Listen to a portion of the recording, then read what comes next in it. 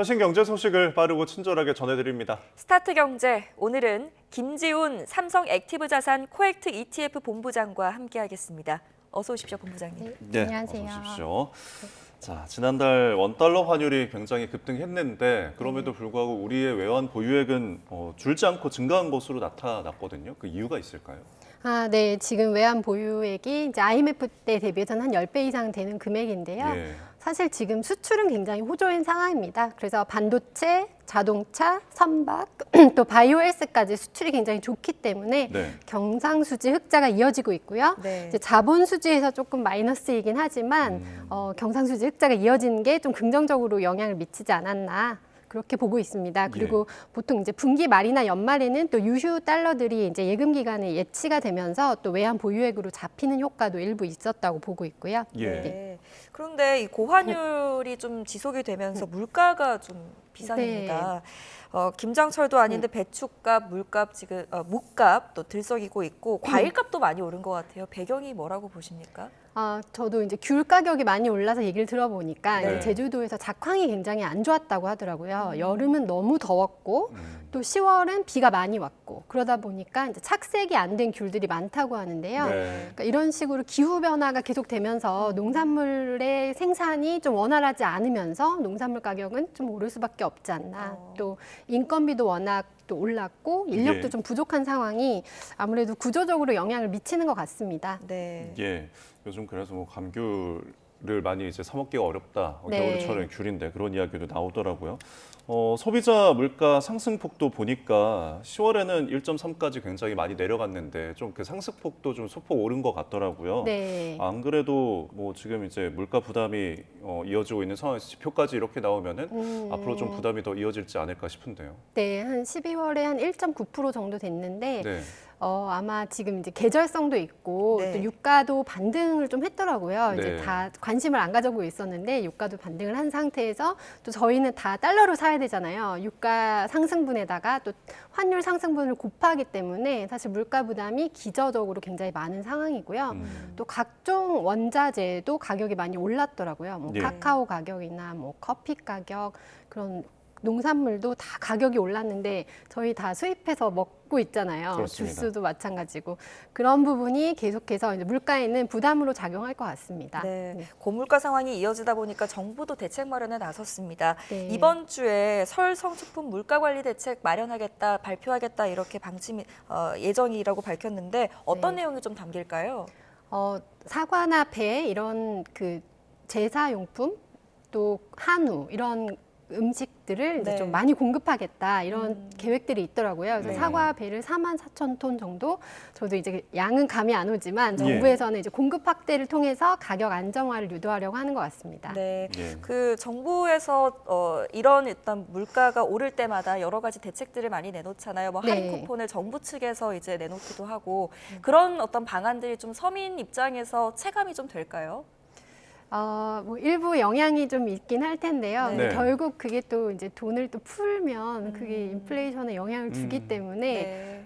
약간은 일시적인 효과일 거라고 보고 있습니다. 네, 네. 결국은 뭐 수요 공급을 통해서 조절하는 수밖에 없을 것 같습니다. 네. 수급에 대한 대책을 좀 네. 어떻게 나오는지 지켜보도록 하겠고 다음 주제 살펴보겠습니다. 지금 이제 세계적인 IT, 가전, 전자기술 박람회죠. CES가 이제 목전입니다. 내일 미국에서 개막을 하는데 이번에 네. 좀 관전 포인트가 있을까요?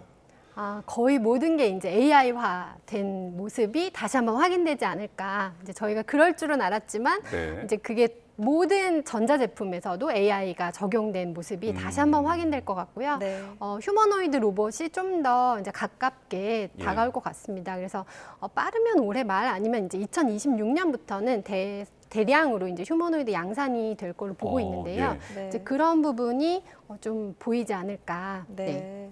우리 기업들 그리고 기업의 오너들도 많이 참석을 하는 것 같아요. 네. 정용진 신세계그룹 회장 그리고 김동선 한화 갤러리아 부사장은 불참을 하지만 네. 그 외에 뭐 유통, 식품업계 젊은 오너들은 CES 현장에 많이 참석한다고 하더라고요. 네, 뭐 풀무원에서 이제 로봇 조리 스마트 무인 기계를 이제 선보이신다고 하더라고요. 예. 네, 요카이 익스프레스라는 기업하고 협업해서 풀무원은 사실 이제 라면만 저희 K푸드로 많이 알려져 있는데 네. 이제 풀무원도 사실 미국에 공장도 있고 또 수출도 많이 하고 있거든요. 네. 두부도 잘 팔리고 있고 네, 이제 풀무원 아시안 두부죠. 누들에 대한 수요도 많고 네. 네, 그러다 보니까 K푸드를 이렇게 로봇으로 연결해서 만약에 잘 선보일 수 있다 그러면 굉장히 긍정적일 것 같습니다. 네. 결국 식품 유통에서도 AI 더 나아가서 로봇과 관련짓는 네. 것 때문에 다들 관심을 보이는 거군요. 네. 지금 그리고 오늘 일단 일정으로는 이제 엔비디아 최고 경영자 젠슨 황 CEO가 네. 이제 기조연설을 앞두고 있잖아요. 네. 이 사람의 입에 굉장히 이목이 끌리고 있죠. 저도 사실 너무 설레는데요. 아, 그래요? 네.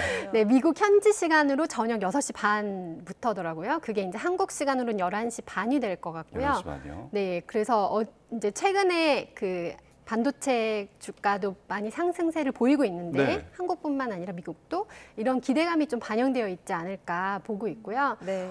이제 젠슨 황이 이제 6년 만에 다시 기조연설을 하는 거라고 하더라고요. 그래서 이번에는 뭔가 조금 더 새로운 화두를 가지고 나오지 않을까. 예. AI에서 이제 가장 독보적인 위치였던 거는 뭐 이미 자명한 사실이지만 예. AI PC를 들고 나온다든지 네. 아니면은 이제 로봇용 AI를 들고 나온다든지 이런 로봇이랑 함께 등장하지 않을까 이런 기대도 있더라고요. 네, 예. 그래서 뭔가 AI에서의 그 다음 확장된 모습을 보이지 않을까 기대하고 있습니다. 예. 이 기조연설에 따라서 그럼 우리 기업들도 좀 영향을 받겠네요. 네, 아무래도 시간도 11시 반이다 보니까 네. 네, 점심 못 먹고 아마 주식시장을 봐야 되지 않을까 싶은데요. 네. 네, 그 말 한마디 한마디에 되게 영향이 클 것 같습니다.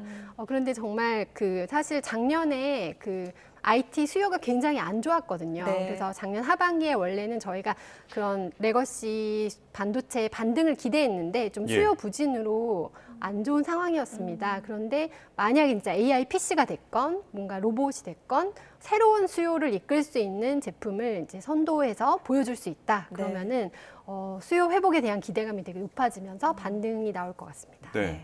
결국 근데 이제 젠슨 황이 어떤 이야기를 하면서 네. 우리 기업을 뭐 언급한다거나 뭐 삼성이나 네. SK 하이닉스 뭐 네. 현대차 등 이런 부분들이 좀 기다려지지 않을까요? 보통 이제 HBM을 하이닉스가 많이 납품하고 있기 때문에 하이닉스에 대한 언급은 좀 많이 했었고요. 네. 또 이제 최태원 회장님과도 아마 만나실 것 같더라고요. 그리고 이제 삼성도 일부 납품을 하고 있고 이제 또 추가로 납품 기대를 하고 있기 때문에 네. 근데 사실 엔비디아 입장에서는 더 많은 HBM 공급자가 있는 게 훨씬 유리하거든요. 예. 그래야 자기가 원활하게 공급을 받아서 네. 넓힐 수 있기 때문에 그래서 이제 그런 이야기들을 조금 할 수도 있을 것 같긴 합니다. 네. 예. 지금 뉴욕에서 뭐 이 CES 개막을 네. 좀 앞둬서 그런지 증시 상황도 조금 많이 오른 모습을 보이더라고요. 네. 어저께 이제 오랜만에 필라델피아 반도체 지수가 2.4% 정도 반등을 했고요. 예. 그런데 엔비디아도 많이 올라서 이제 사상 최고가가 됐지만 마이크론도 10%가 올랐어요. 네. 그리고 ASML 같은 반도체 장비주도 7%가 올랐는데 네. 어제 또 이제 미국에서 그 창신 반도체를 그 관리의 대상 기업으로 지정을 했습니다. 예. 이제 텐센트나 CATL 등도 같이 지정하면서 창신 반도체가 들어갔는데 이제 창신 반도체가 영어로는 CXMT거든요. 예. 근데 저는 이 부분이 매우 한국 기업에게 중요할 거라고 보는 게 이제 창신 메모리가 DDR4를 양산하면서 사실 한국 반도체를 굉장히 추격을 해오고 있는 상황인데 네. 만약에 이제 미국에서 제재를 해준다 그러면은 예. 한국 반도체 기업이 조금 더 시간을 벌 수 있지 않을까.